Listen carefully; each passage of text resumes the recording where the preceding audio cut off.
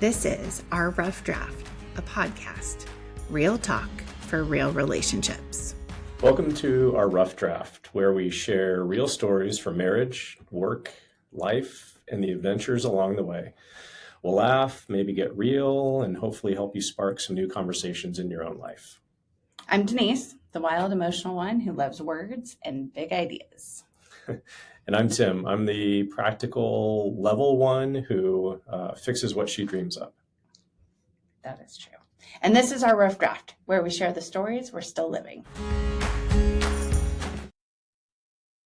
Hi, everyone. My name is Tim Waters, and I am one half of the podcast known as Our Rough Draft, along with my better half, my wife, Denise.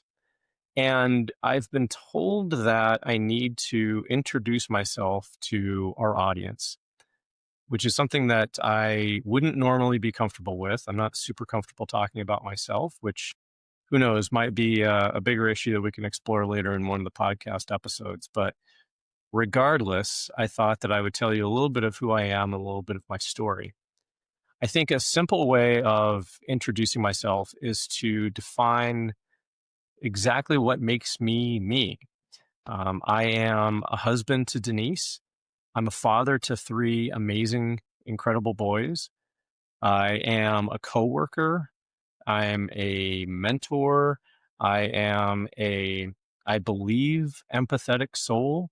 But I also know that I can use 4-letter words sometimes to describe people around me. So I have to balance the two of those things out. Also, for a chunk of time in my life, I was a soldier and defined myself by that as well. And occasionally I've slipped into different roles, or I've had to split myself into different roles: coworker, husband, soldier, later on in life, coworker, husband, student, as I took on pursuing a degree at ASU. So I've always felt like I was balancing those things in my life, and I was always defined by some of those things. So that's just a natural way, I think, of telling you a little bit more about who I am. I was born and raised in Washington State. I was born in a town called Yakima, which, if you know Washington State, is kind of in the central part of that state.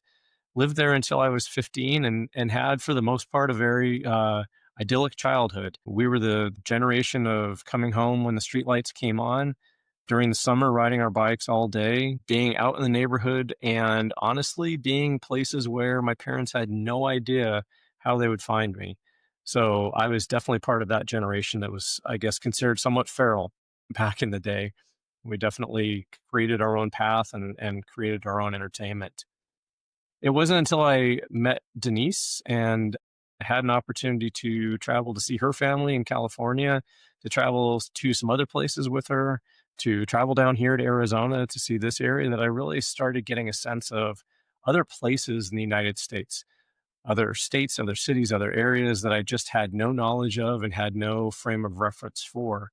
And really, I think, credit my wife with broadening my horizons, broadening my view of the world, and broadening areas that I had just never seen before and bringing those into my consciousness. I've spent a great deal of time in Western Washington, so I have a great affinity for the green, the mountains, the lakes, the water.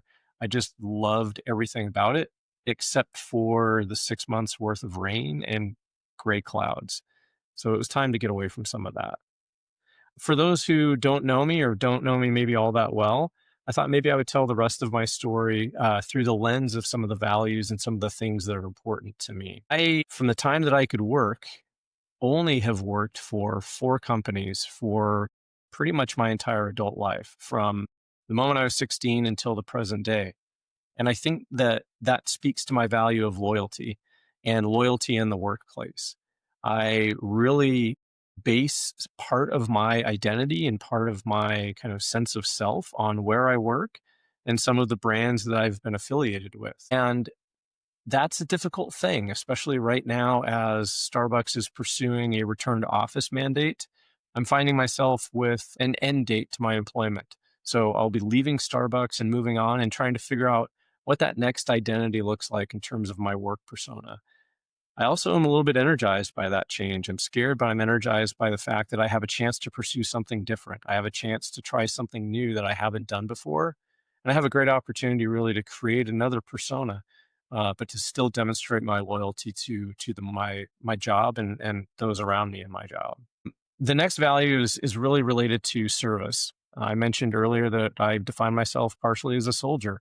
I spent 21 years in the Washington Army National Guard.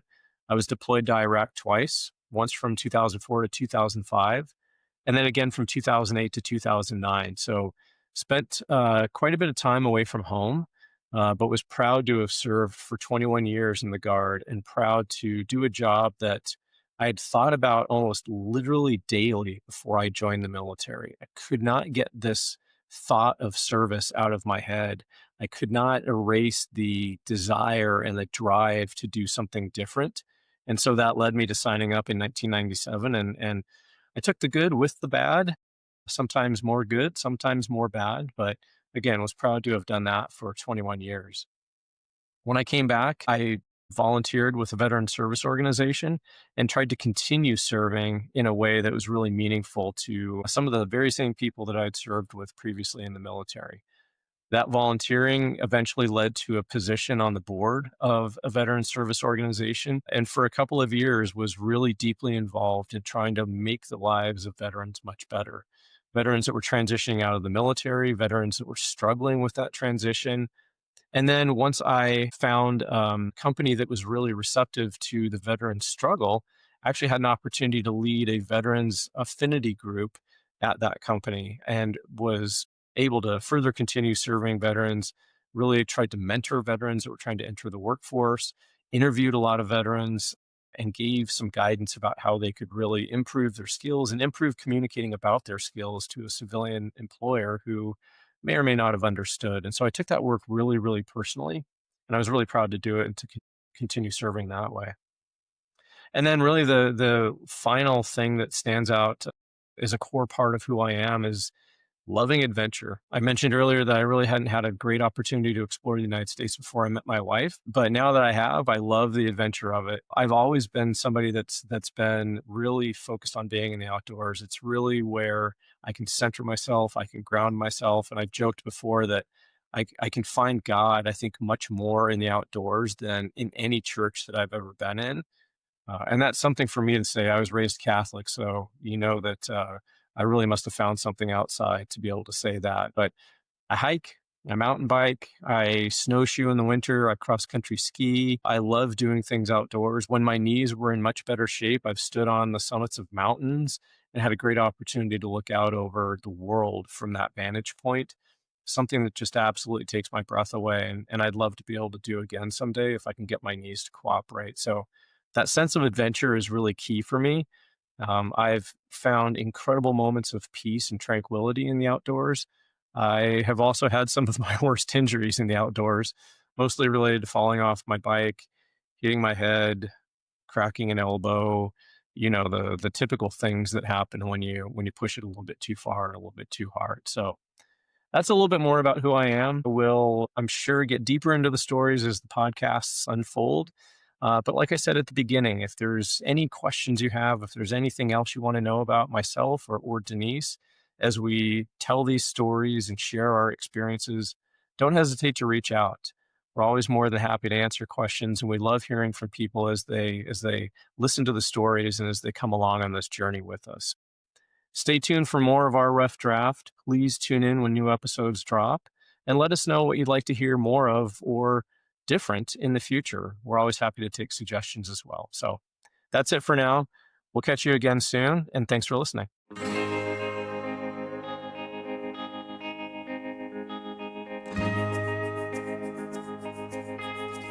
Oh, oh.